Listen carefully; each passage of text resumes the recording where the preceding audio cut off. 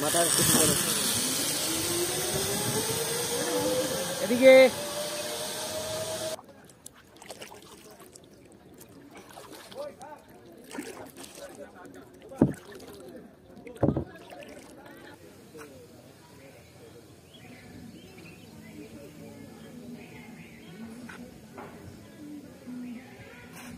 আজকে যাচ্ছি প্রান্তিক লেক। এই জায়গাটা বান্দরবন শহর থেকে মোটামুটি কাছেই, 15-16 কিলোমিটারের মতো দূরত্ব। প্রান্তিক হ্রদ এলাকাটি প্রাকৃতিক সৌন্দর্যে ভরপুর একটি এলাকা। হ্রদের চারপাশে বিভিন্ন প্রজাতির গাছপালা দেখা পাওয়া যায়। হ্রদের পাশের পাহাড়ে বিভিন্ন প্রজাতির পাখির আবাসস্থল। কিচিরমিচির শব্দে চারদিক মুখরিত থাকে সারাটা দিন। আমরা গিয়েছিলাম সকাল 11টার দিকে। এইখানে পর্যটকদের ভিড় হয় বেশি বিকেলে। এইখানে কিছু মানে যে রাইডেরও সুব্যবস্থা আছে। এই এই যে একটা রাইড আমি নিচ্ছি দেখতে পাচ্ছেন, এটার নামটা হচ্ছে জিপলাইন।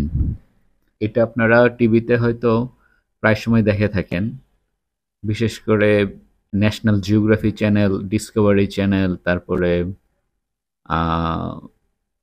হলিউডের অনেক মুভি, বলিউডের অনেক মুভি, এগুলাতে দেখে থাকেন হয়তো এই রাইডটাকে।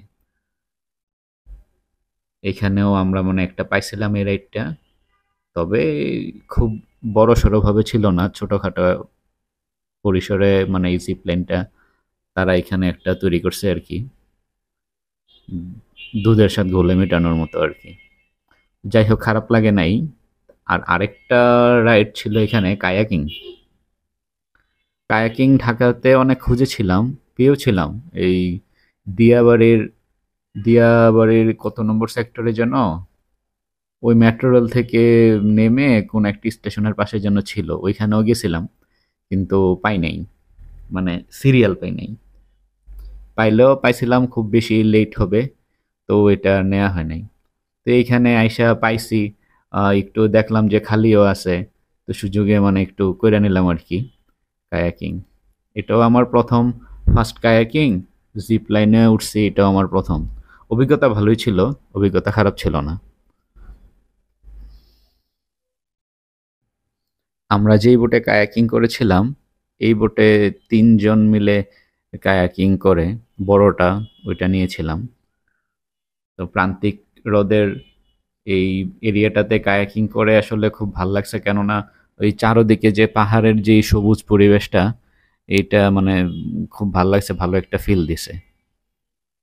আবার ভিড় কম পাওয়ার কারণে ইচ্ছে মতো খোলা পরিবেশে কায়াকিং করতে পারছি।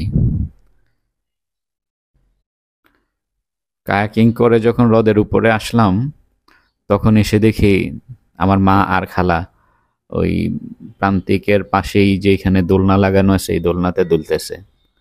তা আম্মা আর খালা উঠার পর আমিও কিছুক্ষণ ভাবলাম একটু দুলে নেই, তা আমিও কিছুক্ষণ দুললাম।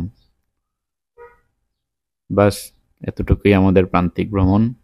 ভিডিওটি ভালো লেগে থাকলে চ্যানেলটি প্লিজ সাবস্ক্রাইব করে দিবেন। ধন্যবাদ। আসসালামু আলাইকুম।